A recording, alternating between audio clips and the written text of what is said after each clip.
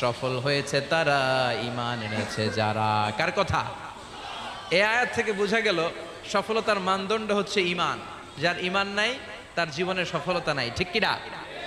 আবার অপর আয়াতে আল্লাহ বললেন, কদ আফলাহা মান যাক্কাহা ওয়া কদ খাবা মান দাসসাহা। আত্মাকে পরিশুদ্ধ করেছে যে সফল হয়েছে সে। আল্লাহু আকবার। আবার এই আয়াতে রাব্বুল আলামিন বললেন, যারা জান্নাতে যাওয়ার সার্টিফিকেট পেয়েছে তারাই দুনিয়ার বুকে সফল হয়েছে। আসলেই তো, জাহান্নাম থেকে মুক্তির ঘোষণা যদি আমি পেয়ে যাই আর জান্নাতে ঢুকার সার্টিফিকেট যদি আমি হাতে পাই, আমার চেয়ে সফল আর কেউ হতে পারে? কথা বলেন।